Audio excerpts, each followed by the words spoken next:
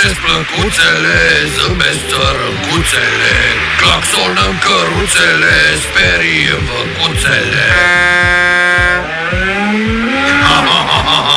Recepție, ungure! Recepție, ungure! Zi, coleguțu! Te descurci? Tutto bene, coleguțu? Dați-ți cum treabă, avem polei în față. Deocamdată e liber. Tu stai acolo în spatele meu la 1 kilometru, să am timp să te anunț și să ai timp să oprești dacă e ceva. Recepționat, colegul, poți să-ți iei avans și mai mare dacă vrei. Să am timp. Crezi tu că pot, frere, cu putrăgaiul ăsta de trabant? Îi în blană și am 63, mă. Păi așa, eu te ajung imediat, colegul. Mergi și tu mai încet, mă, cioben. Mai încet de atâta și o să pară suspect, mă atrag atenția. Dacă ne prinde pochera, tati, am țucat icona. Dar totuși, ce transporti acolo de ai nevoie de înaintaș, mă? Mobilier de lemn. Na, și unde e problema? Că mobilierul constă în niște butoaie de lemn pline ochi cu pălincă, tati. Ungure, tace zebedeu, dacă te prinde, ai căcat steagul. Da, dar nu mă prinde, de-aia te-am trimis pe tine înainte. No, bun, dar, băi, tu iară faci la final. Da. N-am mai avut discuția asta, ungure. Care?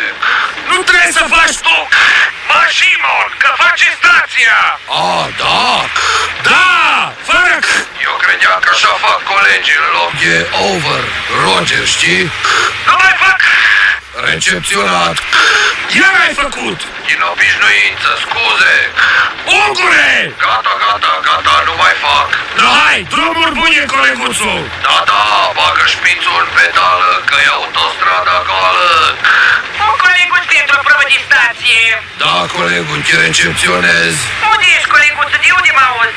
Nu pot să spun coleguțul. Ungure! Iar ai făcut. Ioi, scuze. Dar de ce nu poți să spui, coleguțule? Că... nu știu.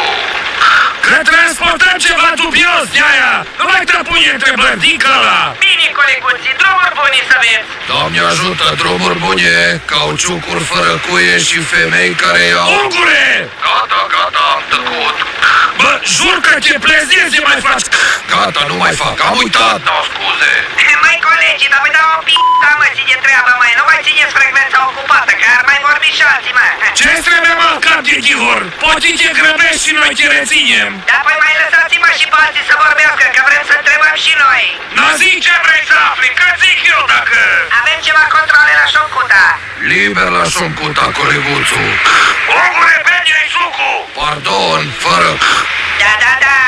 Coleguțul cu șeptica, tu ești? Da, ce faceți, domnul Adi? Ia, mă duc să descarc aici la betonie. Da, da, da. Tu unde mergi, colegule? Eu mă duc...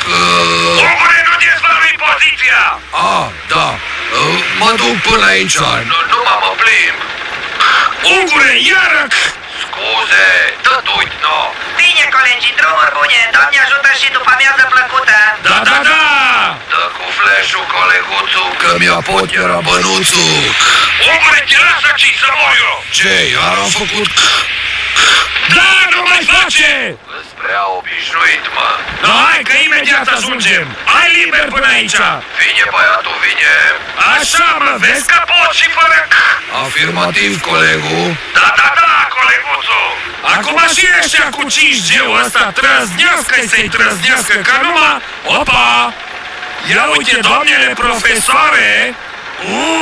Miții Mocuș! Ce ziceai, colegul? Cu 5G-ul ăsta, doamne Batil, tu-ți dai seama cum ne iau ăștia datele cu termometru, mă? Doamne Dumnezeule, doamne, că nu-i mai satură Dumnezeu de bani pe ăștia! Nu, colegul! Ungure! Ungure, recepție! Ceacanău! Ghibol! Ungure!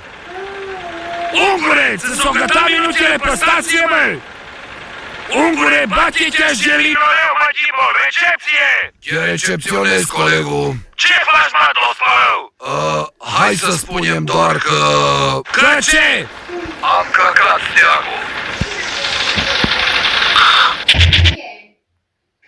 Am copilul ei.